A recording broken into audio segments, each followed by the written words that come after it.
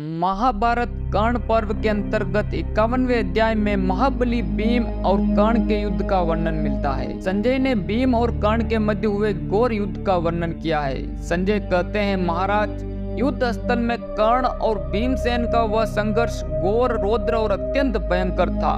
वे दोनों महारथी जब परस्पर भिड़ गए, उस समय वह देखकर मेरे मन में यह विचार उठने लगा कि न जाने यह युद्ध कैसा होगा।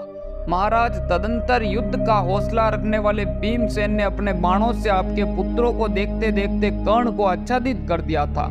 तब उत्तम अस्त्रों के ज्ञाता महारथी कर्ण ने अत्यंत कुपित होकर लोहे के बने हुए और झुकी हुई गांठ वाले 9 बल्लों से भीमसेन को घायल कर दिया। उन बल्लों से आहत होकर भयंकर पराक्रमी महाबाहु भीमसेन ने कर्ण को भी कान तक खींचकर छोड़े गए 7 बाणों से पीट दिया। महाराज, तब विषधर सर्प के समान फुफकारते हुए कर्ण ने बाणों की भारी वर्षा करके पांडुपुत्र भीमसेन को आच्छादित कर दिया।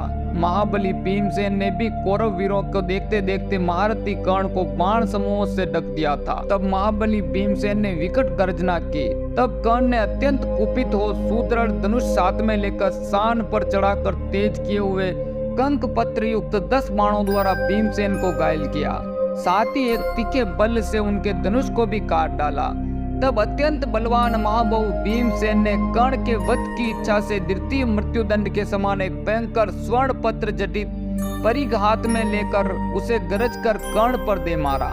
वज्र और बिजली के समान गड़गड़ाहट पैदा करने वाले उस परिघ को अपने ऊपर आते देख कर्ण ने विषधर सर्प के समान भयंकर बाणों द्वारा उसके बहुत से टुकड़े कर डाले।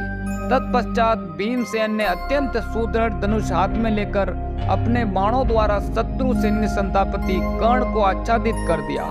फिर तो एक दूसरे के वध की इच्छा वाले 2 सिंहों के समान कर्ण और भीमसेन में अत्यंत भयंकर युद्ध होने लगा।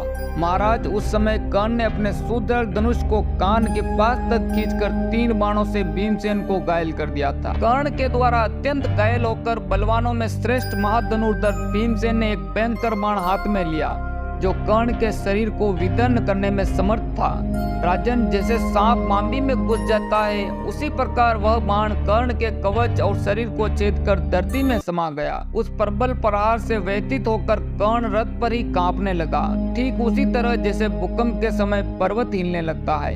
महाराज, तब रोष और अमर्ष से मरे हुए कर्ण ने पांडुपुत्र भीमसेन पर 25 नाराजों का प्रहार किया। साथ ही अन्य बहुत से बाणों द्वारा उन्हें घायल कर दिया था और एक बाण से उनकी त्वचा काट डाली। फिर एक बल से उनके सारथी को यमलोक भेज दिया और तुरंत ही एक बाण से उनके धनुष को भी काटकर बिना विशेष कष्ट के ही मूर्त वर्ग में हंसते हुए कर्ण ने भयंकर पराक्रमी भीमसेन को रथहीन कर दिया। उन युद्ध कौशल योद्धाओं में परस्पर अत्यंत निकट आ जाने के कारण उनके बाण चलाने का क्रम टूट गया, इसलिए उनमें गदा युद्ध आरंभ हो गया। राजन, भीमसेन ने अपनी गदा से कर्ण के रथ का कुबर तोड़कर उसके 100 टुकड़े कर डाले। वह अद्भुत सा कार्य हुआ। फिर पराक्रमी राधा पुत्र कर्ण ने भी भीम को ही गदा उठा ली और उसे घुमाकर उन्हीं के रथ पर फेंका, किंतु भीम ने दूसरी गदा से उस गदा को तोड़ डाला। तत्पश्चात उन्होंने अधिरथ पुत्र कर्ण पर पुनः एक बारी गदा छोड़ी, परंतु कर्ण ने तेज किए हुए सुंदर पंख वाले दूसरे बहुत से बाण मारकर उस गदा को बीन डाला। इससे वह पुनः भीम पर ही लौट आई। कर्ण के बाणों से आहत होकर वह गदा मंत्र से मारी गई सर्पिणी के समान लौटकर भीमसेन के ही रथ पर गिरी।